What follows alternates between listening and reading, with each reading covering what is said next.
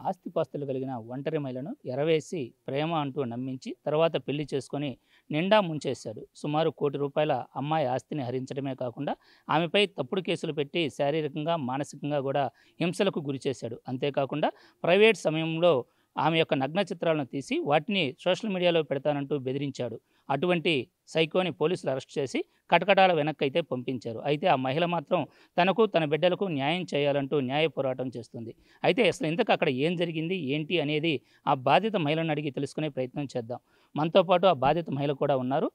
అమ్మ, మీకు ఈ అరాఫత్ ఖాన్ అనేటువంటి వ్యక్తి ఎలా పరిచయం? నిన్ను ఏ విధంగా ట్రాప్ చేశాడు? నువ్వు ఎంత డబ్బులు అతనికి ఇచ్చావు? పొన్నూరులో అరాఫత్ పిన్ని గారు పిన్ని అయిన రజియా మా ఇంట్లో ఉండేది సార్ అద్దెకు.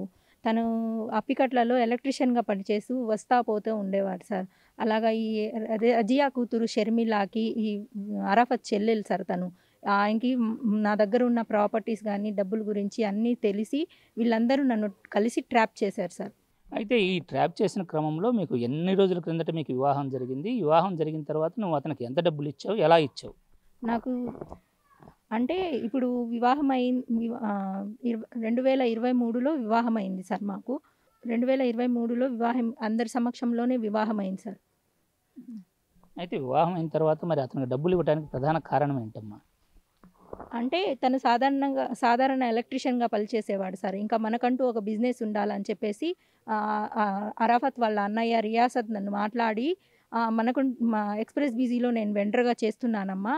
మనమందరం కలిసి బిజినెస్ చేద్దామని చెప్పేసి నా దగ్గర నేను పొన్నూరులో ఉన్న అపార్ట్మెంట్ అమ్మాను సార్. అమ్మేసి దానివల్ల వచ్చిన సొమ్మును మళ్ళీ రొటేషన్ కొరకు ఇంకా నా వద్ద ఉన్న దఫాలుగా మా నాన్నగారి తరపున వచ్చిన ఆస్తిని నన్ను అమ్మించి మళ్ళీ అవన్నీ దఫాలుగా తీసుకున్నాడు సార్ నా దగ్గర. అవన్నీ బిజినెస్ రొటేషన్ కోసం తీసేసుకొని మొత్తం బిజినెస్ రొటేషన్ చేశాడు సార్. దానికి రావాల్సిన ఆదాయం మాత్రం తను సెట్ చేసేసుకొని అటు సైట్స్ అని అవన్నీ కొన్నాడు సార్. అయితే ఈ 3 సంవత్సరాల కాలంలో నువ్వు డబ్బులు ఇస్తూ ఉన్నావు. అతను వ్యాపారం చేస్తూ ఉన్నాడు. తిరిగి రాబడి ఏంటి అని నువ్వు ఎప్పుడు ప్రశ్నించలేదా? ప్రశ్నించలేదు సార్. నాకైతే కొన్ని రెంట్స్ వచ్చి గడుస్తాయి సార్. నేను మన పిల్లల కోసమే గదా నేను అటు సైడ్ తీసుకుంటున్నానని చెప్పేసి ఇచ్చేసేవాడు సార్. నమ్మిచ్చేవాడు. అయితే ఇప్పుడు అంతా బానే ఉంది. మరి ఇప్పుడు ఇంకొక మ్యారేజ్ చేసుకున్నాడు అని చెప్పి చెప్తున్నాం. అది మీకెలా తెలిసింది? ఏంటి? నాకు వాంటెడ్‌గా వీళ్ళ చెల్లి అయిన పొన్నూరు ముబారక్ నగర్‌కి చెందిన షేక్ షర్మిల్లా అరాఫత్ చెల్లి అయిన అమ్మాయి నా నా నా బాబు నా బాబు ఫోన్‌కి పంపించింది సార్. వేరే వాళ్ళ చేత నా బాబు ఫోన్‌కి ఫోటోస్ పంపించింది సార్. అది కూడా వాంటెడ్‌లీ రిసెప్షన్ రోజు కాకుండా హల్దీ రోజు పంపించింది సార్. నన్ను మానసికంగా ఇచ్చేయాలని చెప్పేసి హల్దీ రోజు ఈ ఫోటోస్ పంపించింది సార్. పంపించి నేనక్కడికెళ్ళి తెనాలి వెళ్ళేసరికి రిసెప్షన్ కూడా అయిపోయింది సార్ నాది. అమ్మ, మరి అయితే ఇప్పుడు రిసెప్షన్ అయిపోయింది. మరి నీకు అతను ఎప్పుడు మ్యారేజ్ చేసుకుంటానని చెప్పడం గాని, లేదా చేసుకున్నాను నువ్వు ఖచ్చితంగా ఒప్పుకోవాల్సిందని నిన్నేదైనా బెదిరించడం లాంటివి ఏమన్నా జరిగాయా? నాకసలు తెలీదు సార్. మ్యారేజ్ 21 తారీఖయితే 17, 18, 19 అంతా నాతోనే ఉన్నాడు సార్. అసలెప్పుడు గాని ఏ అనుమానం వచ్చినట్టు గాని వాడు అరాఫత్ ఖాన్ గాని, వాళ్ళ ఫ్యామిలీ మెంబర్స్ గాని అసలు ఏది ఇవ్వలేదు సార్ నాకు. అయితే ఏదో నగ్న చిత్రాలు తీసి బ్లాక్‌మెయిల్ చేస్తున్నాడు అని చెప్పి మీరేదో కంప్లెయింట్‌లో పెట్టినట్టు తెలుస్తుంది. మిమ్మల్ని ఎందుకు ఆ విధంగా బెదిరించాల్సొచ్చింది? నేను పెళ్ళైన తర్వాత తెనాలి ఎళ్ళాను కదా సార్. అది నేను ఎక్కడ పోలీస్ స్టేషన్‌లో ఇది మొత్తం ఇలా రివ్యూ చేస్తానని చెప్పేసి నన్ను ఆపడానికి మేము పర్సనల్‌గా తీసుకున్న ఫోటోస్ అన్నీ నేను పెడతాను. అది ఇది అని చెప్పేసి బెదిరిచ్చాడు సార్. నువ్వు పోలీస్ స్టేషన్‌కొస్తే నీ పిల్లల్ని నిన్ను కోర్టు చుట్టూ తిరుపుతాను. నువ్వు బయటకొస్తే ఏం లేదు నిన్ను చంపేస్తాను. జాదు చేయిస్తాను మా అన్నతోటి అది ఇది అని చెప్పారు. అంటే ఏదో ప్రైవేట్‌గా ఉండేటువంటి కొన్ని వీడియోలు గూడా తీశాడని తెలుస్తుంది. ఆ వీడియోలు నీకేమన్నా చూయించాడా? కావాలని ఏమన్నా వాంటెళ్ళి బెదిరిస్తున్నాడా? లేదు సార్. వాట్సాప్‌లో చూయిచ్చాడు సార్ నాకు. వాట్సాప్‌లో చూయించి నువ్వు బయటకెళ్తే నేను ఇవి రివీల్ చేస్తాను. నువ్వు నన్ను హనీ ట్రాప్ చేశావని చెప్పేసి నేను ఇచ్చేస్తాను అన్నాడు సార్.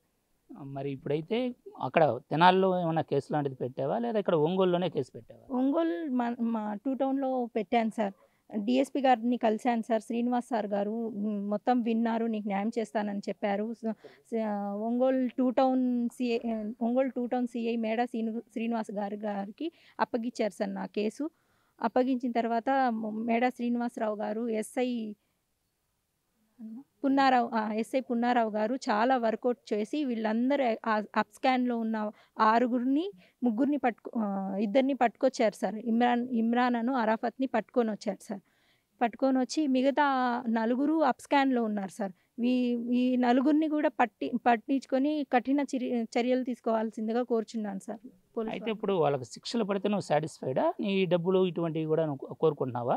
అసలు నువ్వు ఎటువంటి న్యాయం కోరుకుంటున్నావు? సార్ ఇప్పుడు నా పిల్లలు తన పిల్లలు కాదు కదా సార్. నన్ను ఇంత నమ్మిచ్చి మోసం చేశాడు. ఇప్పుడు నేను రోడ్డు పాలైపోయాయి. ఇప్పుడు కరెక్ట్ నా పిల్లల ఎడ్యుకేషన్ సార్ నాకు. ఇప్పుడు తనకి ఇంత మోసం చేసినందుకు కఠినంగా శిక్షించి, నా తరపునొచ్చిన ఆస్తులు వాళ్ళు హ్యాపీగా ఉన్నారని చెప్పేసి, నా తరపునొచ్చి ఆస్తులు, నా నగదు, నా సొమ్ములు నాకు అప్పగించవలసిందిగా కోరుచున్నాను సార్.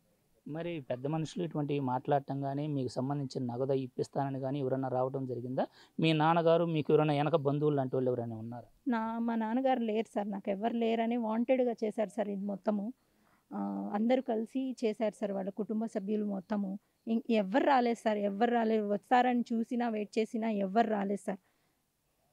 మరి ఇప్పుడు నీకు వాళ్ళకి శిక్ష విధిస్తే సాటిస్ఫైడా? లేకపోతే నీ డబ్బులు రావాలి అంటే మరేదన్నా మీ పెద్దలు లాంటి వాళ్ళు మాట్లాడటం లేదా సీఐ గారు మాట్లాడటం లాంటిది ఏమన్నా జరిగిందా?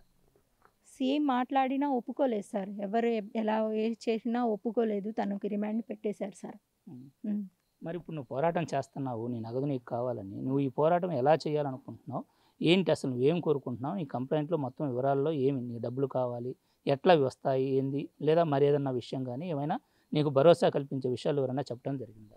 నన్ను కుట్రపూర్వకంగా మోసం చేసి ఇంత దారుణంగా నన్ను నడి రోడ్డు మీద పెట్టిన ఈ ఆరుగురిని తగిన కఠిన శిక్ష విధించాలి సార్.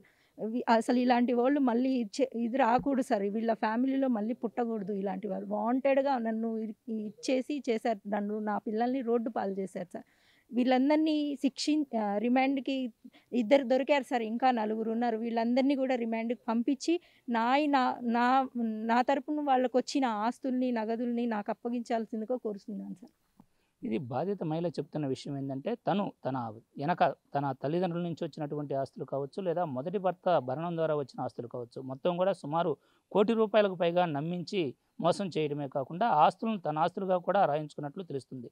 అయితే బాధిత మహిళకు తల్లిదండ్రులు కానీ మరెవరూ కానీ దిక్కులేని పక్షంలో ఒంటరి మహిళ కావడంతో ఇదే అదునుగా భావించినటువంటి కుటుంబం ఆమెను నిలువునా దోసేసినట్లుగా కూడా బాధిత మహిళ తెలియజేస్తుంది. ఎవరైతే ఈ దురాఘాతానికి పాల్పడ్డారో వాళ్ళని కఠినంగా శిక్షించాలని, అంతేకాకుండా తన పిల్లలను నమ్ముకొని తన ఆస్తులు ఏవైతే వారిని నమ్మి ఇచ్చిందో వాటిని తిరిగి తనకి ఇప్పించాలని కూడా వేడుకుంటుంది. అయితే వెనక మహిళకు ఆధారంగా నిలబడటానికి తల్లిదండ్రులు లేదా బంధువులు ఎవరూ లేకపోవడంతో ఇదే అదునుగా భావించినటువంటి వ్యక్తులు ఎవరైతే ఉన్నారో ఆ కుటుంబ సభ్యులు మొత్తం కూడా ఆమెని నిలువున రోడ్డు మీదకు నెట్టేయటమే కాకుండా మొత్తం ఆస్తులను కూడా స్వాధీనం చేసుకున్నట్లు తెలుస్తుంది.